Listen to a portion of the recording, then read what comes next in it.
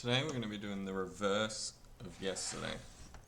Yesterday we looked at expanding brackets.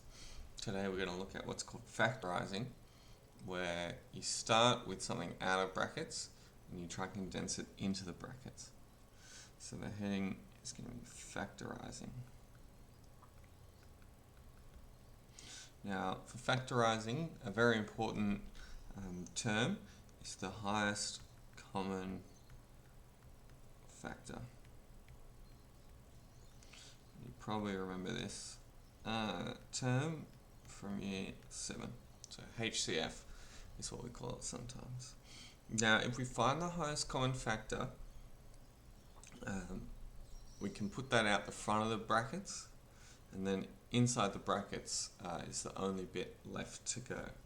So we're going to practice doing highest common factor on a few examples, and then we'll have a go at factorising completely.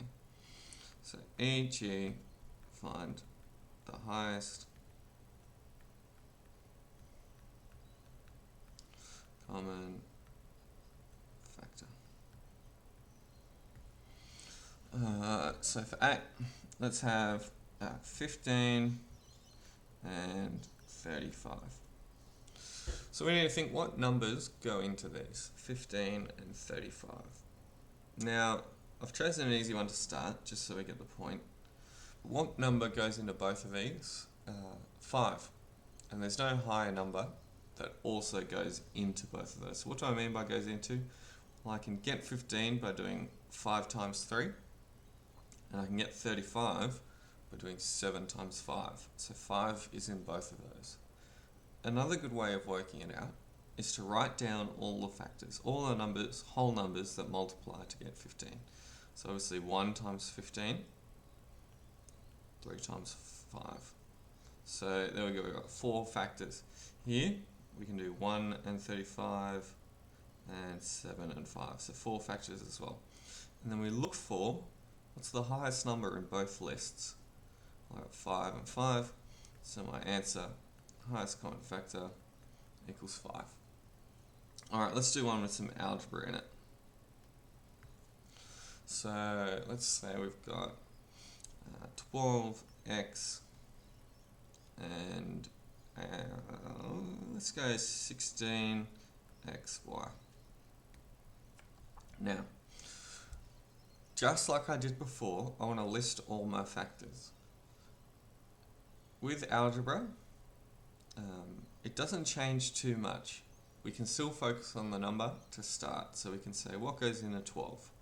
Well, we've got 1 and 12, 2 and 6, so 2 times 6 gives us 12, 3 times 4, and then this is 12 times x. So obviously 12 and x is a factor as well. This one here, 16, I can get by doing 1 and 16. 4 times 4, I'm not going to list it twice though. And then I can also do 16 times x and y times x, so x and y are also factors here. Now, what I need to do is go look through what's the highest number. We've got a 4 here, we've got a 4 here.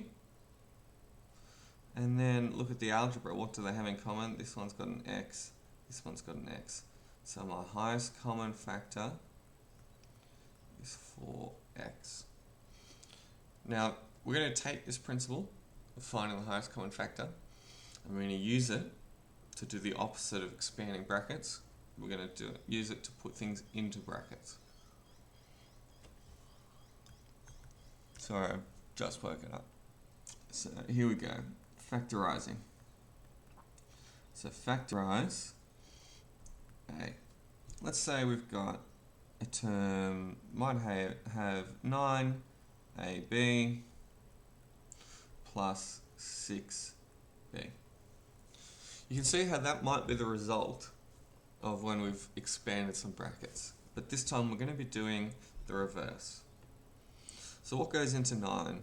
Well, 1 times 9, 3 times 3. We've also got an A and a B. What goes into 6? 1 times 6, 2 times 3, and there's a b. And now we need to say, what's the highest common factor? 3b. Looks like that appears in both of them. So that is the number. The highest common factor is 3b. That is the number that is out the front of the brackets, 3b. Now I need to find the number inside the brackets. So let's say I divide 9ab by 3b. Well, if I divide by b, those cancel out, and I'm left with an a. And if I divide 9 by 3, which you can do on the calculator, we get 3, and I've got an a as well, so 3a. Let's say I do this second term, so it's a plus in the middle there. 6 divided by the 3 gives us 2. B divided by b, well, those just cancel out, and there's no other letter. So there is my answer. 3b outside of 3a plus 2. Now if we apply the maths we did yesterday, we would get 3b times 3a, which would give us 9ab, the first term, and 3b times 2 would get us 6b, the second term. So you can see how that would work pretty well to get us what we did yesterday. Now let's do another question. B. Let's say we've got 45x squared plus, let's say 27xy. I need to figure out what goes into these numbers. So 45, quite a bit. 1 and 45, the easy one to start. 3 and 15. 4, 5 and 9. I think that might be it. And here I've got x squared. Remember, x squared means x times x. So there are actually 2 x's here. Which can just be important to remember in case that the other one has 2 x's in it as well. Alright, 27. 1 and 27, the easy one. 3 and 9, and I think that might be it. We've got an x and we've got a y. Alright, the highest I'm seeing is this 9 and one of the x's, which means my highest common factor is 9x. So that goes at the front of the brackets. So if I divide this by 9 on the calculator, 45 divided by 9, I'll get 5. And there's an x here, which I'm dividing by, which gets rid of one of these 2 x's, so I'm left with just an x. We can always check that it works by going back the other way. 9x times 5x, 45x squared, that's correct. Alright, 27 divided by the 9, I'm left with 3, there's a plus there, so I'm putting a plus here. And xy divided by x, well the x's cancel out and I'm left with a y. And there you have it. Alright, let's do one more and we'll involve a negative sign in this one. So let's say we've got negative 16m and do I want to do plus or minus? Let's do minus. Let's say 8m squared m. Alright, a bit trickier this time. Now, what goes into negative 16? A good way to think about it, because there are going to be so many combinations to get to negative, because we can have 1 and negative 16 or negative and 16 and 1, is just write the negative sign itself as a factor. That's how I would be doing it. And then that's just reminding us that negative is an option for all of these numbers. So negative 1, 16, 4 and 4, m and m. Alright, negative 8, same thing again.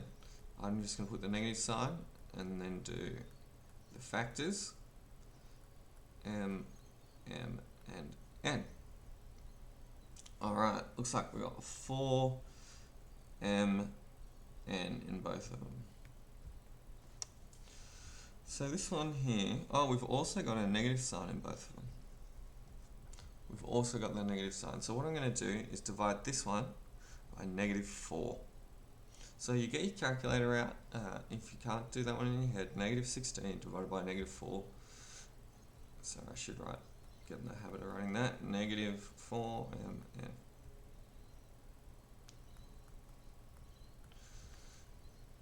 Get your calculator out. Divided by -4. I'm left with 4. Both the m and n's go. So it's just 4. Alright, now I don't do a minus in the middle here. There is a minus here, but what's going to happen is I'm going to be dividing by -4. So I get my calculator out and I do -8 divided by -4, and I actually get +2.